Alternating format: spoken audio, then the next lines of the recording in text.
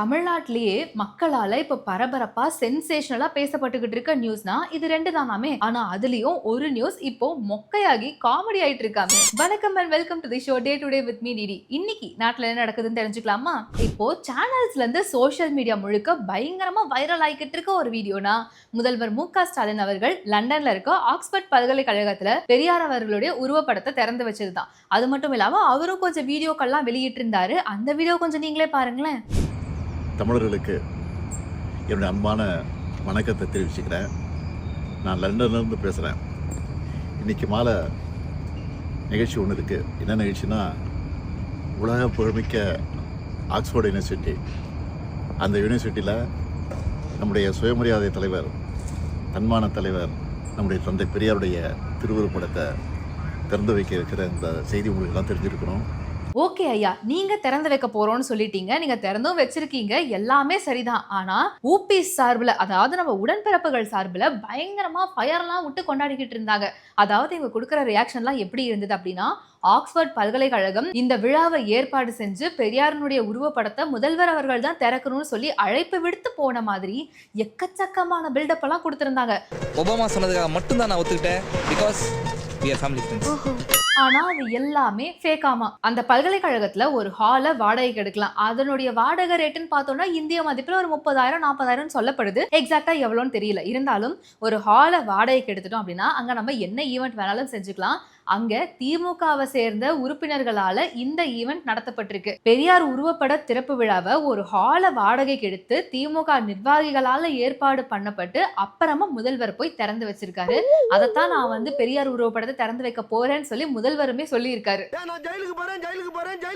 அப்படி பார்த்தா யாரு காசு கொடுத்தாலுமே ஹாலை வாடகைக்கு எடுக்கலாம், யாரு வேணாலும் இந்த மாதிரி ஒரு ஈவெண்ட் நடக்கலாமே நிறைய பேர் கலாய்க்க ஆரம்பிச்சிருக்காங்க. இது முதல் தடவையான்னு கேட்டா கிடையாதாமே. இதுக்கு முன்னாடியே மறைந்த முன்னாள் முதலமைச்சரான கருணாநிதி அவர்களுடைய தமிழ் பணியை பாராட்டி, அவருடைய அரசியல் பணியவும் பாராட்டி ஆஸ்திரியா நாடு சார்பில் கலைஞர் 90 அப்படிங்கிற ஸ்டாம்பை வெளியிட்டு இருக்காங்கன்னு திமுக சார்பில் சொல்லப்பட்டுச்சு. அங்கேயுமே உடன்பிறப்புகள் எல்லாரும் பயங்கரமா செலிப்ரேட் பண்ணி பாருங்க, ஆஸ்திரியாவே கொண்டாடி இருக்குன்ற மாதிரி சொல்லியிருந்தாங்க. இந்த பில்டப் எல்லாம் கொடுத்து முழுசா ஒரு வாரம் கூட கொண்டாடி முடிக்கல. ஆனா அதுக்குள்ள இன்னொரு உண்மை வெளியே வந்துருச்சு.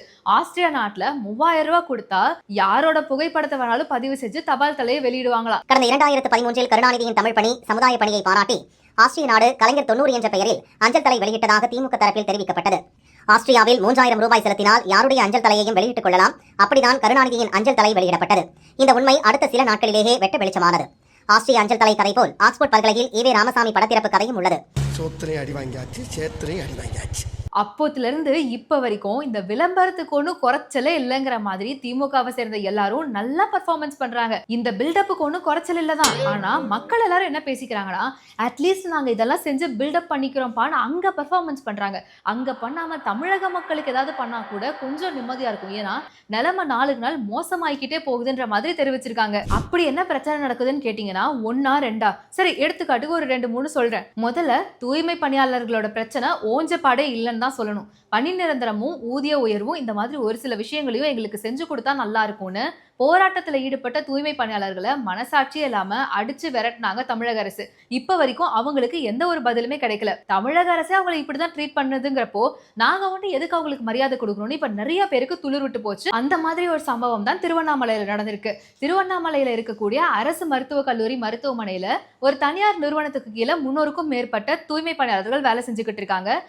அவங்களோட வேலையை மட்டும் இல்லாம அங்க இருக்க மருத்துவர்களோட ஆலோசனைப்படி ஆபரேஷன் தியேட்டர்ல இருக்கக்கூடிய கழிவுகளையோ அகற்ற வேலையை செஞ்சிருக்காங்க. தூய்மை பணியாளர்கள் எடுத்துக்கிட்டோம்னா சிவப்பு, மஞ்சள், பச்சை பயோமெட்ரிக் கவர்ஸ் அவங்களுக்கு கொடுப்பாங்க. இப்போ அந்த கவர்ஸை வாங்குறதுக்காக அந்த மருத்துவக் கல்லூரி மருத்துவமனையினுடைய டீன் ரூம் முன்னாடி இவங்க வெயிட் பண்ணிக்கிட்டு இருக்காங்க. அங்க வந்த ஓய்வு பெற்ற செவிலியரான சாந்தி அருணாச்சலம் அப்படிங்கிறவங்க இந்த தூய்மை பணியாளர்களை பார்த்து, பாத்ரூம் கிளீன் பண்ற நாய் நீங்க எதுக்கு இங்க இவ்வளோ நேரம் வெயிட் பண்றீங்கன்ற மாதிரி அவங்கள மோசமான வார்த்தைகளால தரக்குறைவா பேசி அவமானப்படுத்தியிருக்காங்க. இதனால அந்த 300க்கும் மேற்பட்ட தூய்மை பணியாளர்கள் அங்க தர்ணா போராட்டத்துல ஈடுபட்டிருக்காங்க. அங்க கழிவுகள் எதுவுமே சுத்தம் செய்யப்படாததுனால இப்போ அங்க இருக்கிற பேஷண்ட்ஸ் எல்லாருமே ரொம்ப அவதிக்கு ஆளாயிருக்காங்க அப்படின்ற மாதிரி கம்ப்ளைண்ட் ரேஸ் ஆயிருக்கு.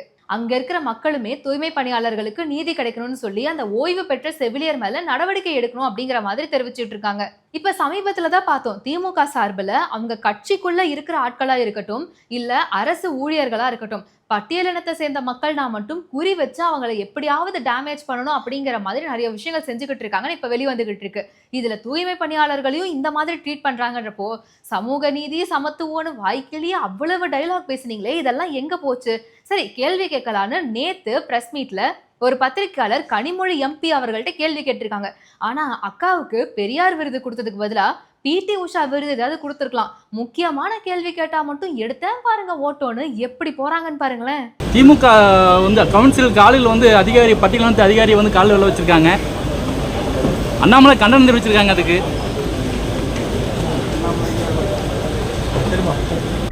மட்டமாமே இந்த அரசு மருத்துவமனையில மட்டும்தான் இப்படி ஒரு பிரச்சனை நடக்குதான்னு நினைச்சீங்கன்னா அதுதான் கிடையாது. திருவள்ளூர்ல இருக்க திருத்தணி அரசு பொது மருத்துவமனையில பார்த்தோம் அப்படின்னா நோயாளிகளை கூட்டிட்டு போற அந்த வீல் சேர்ல குப்பைகள் எல்லாம் எடுத்துட்டு போய் வளாகத்துக்குள்ளேயே கொட்டுற ஒரு அவலமான சம்பவம் நடந்துகிட்டு இருக்கு. அதனால அந்த ஹாஸ்பிட்டலே மொத்தமா பாக்குறதுக்கு ஏதோ குப்பை கிடங்கு மாதிரி இருக்கு. அரசு மருத்துவமனைகள்னு எடுத்துக்கிட்டோம்னாலே ஏழை எளிய மக்கள் தரமான முறையில நல்ல மருத்துவத்தை வாங்கணும் அப்படிங்கிறதுக்காக கொண்டு வரப்பட்டதுன்னு தான் இப்ப வரைக்கும் மக்கள் எல்லாரும் நம்பிக்கிட்டு இருக்காங்க. ஆனா இந்த 4 வருஷத்துல மட்டும் அரசு மருத்துவமனைகளோட நிலைமை நாளுக்கு நாள் ரொம்ப மோசமாகிக்கிட்டே போகுது அப்படின்னு தான் சொல்லணும். இதுக்கு யாரை குறை சொல்லணும் அப்படின்னு கேட்டீங்கன்னா மொத்தமா தமிழக அரசு தான். ஏன்னா சுகாதாரத்துறை அமைச்சரை பொறுத்த வரைக்கும் இப்ப வரைக்கும் அவர் பேசுற மாதிரியே தெரியல. ஏன்னா எங்க பேசணும் அப்படின்னாலுமே அமைச்சர் சேகர் பாபு அவர்கள் மட்டும்தான் பெர்ஃபார்மன்ஸ் பண்ணிக்கிட்டு இருக்காரு. அரசு மருத்துவமனைக்குள்ள ஃபுல்லா குப்பையை கொட்டுறதா இருக்கட்டும், இந்த மாதிரி உள்ள வேலை செய்யறவங்கள மதிக்காம இருக்கிறதா இருக்கட்டும், எக்கச்சக்கமான கம்ப்ளைண்ட்ஸ் வந்துகிட்டே தான் இருக்கு. இதுக்கெல்லாம் இது வரைக்கும் என்ன நடவடிக்கை எடுத்திருக்காங்கன்னு கேட்டா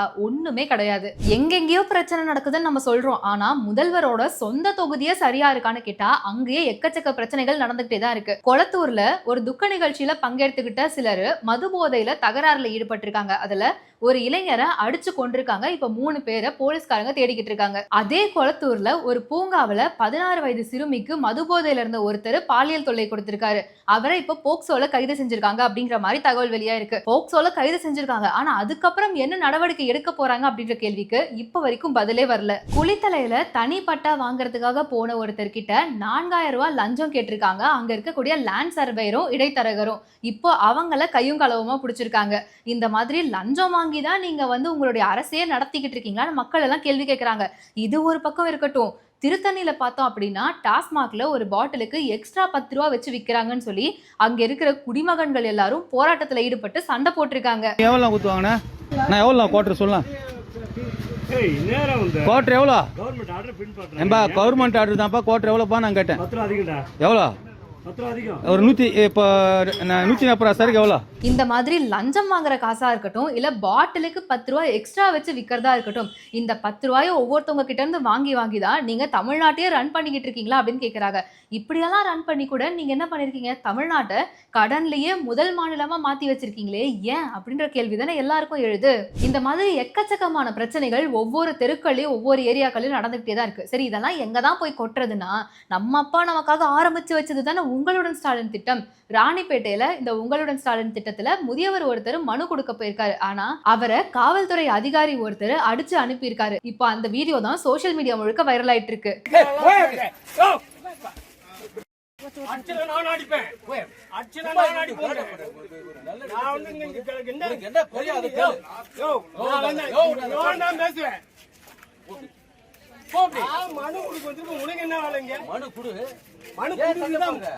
ஒரு விஷயம் தான் புரியவே மாட்டேங்குது. மக்களுக்காக தான் இது ஆரம்பிச்சோம். இந்த உங்களுடன் ஸ்டாலின் திட்டம் மூலமா மக்களுக்கு என்னென்ன பிரச்சனைகள் இருக்கோ எல்லாத்தையும் சரி பண்றதுக்காக தான் ஆரம்பிச்சோம். அவ்வளவு பில்டப் விட்டீங்க. ஆனா கொடுத்த மனுக்கள் எல்லாத்தையும் வைகை ஆத்துல மிதக்க விட்டுறீங்க.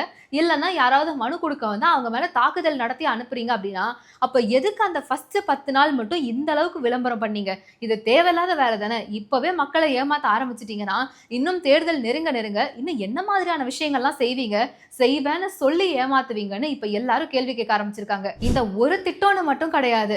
எதிர்க்கட்சி தலைவரான எடப்பாடி பழனிசாமி அவர்கள் மக்களை காப்போம் தமிழகத்தை மீட்போம் சொல்லி ஒரு பிரச்சாரத்தை ஆரம்பிச்சாரு. அந்த பிரச்சாரத்தின் மூலமா நிறைய தமிழக மக்களை நேர்ல சந்திச்சாரு. ஏன் விசைத்தறி நெசவாளர்கள் அவங்களோட குறைய சொன்னப்போ கூட நாங்க ஆட்சிக்கு வந்தா சீக்கிரமே இதை நிவர்த்தி பண்ணி தருவோம் அப்படிங்கிற மாதிரி நிறைய வாக்குறுதிகளை கொடுத்துக்கிட்டு இருந்தாரு. அதே சமயத்துல தான் திமுக சார்பிலையும் ஓரணியல் தமிழ்நாடு அப்படின்னு ஆரம்பிச்சாங்க. ஆனா இப்போ அந்த தமிழ்நாடு எங்க போச்சு?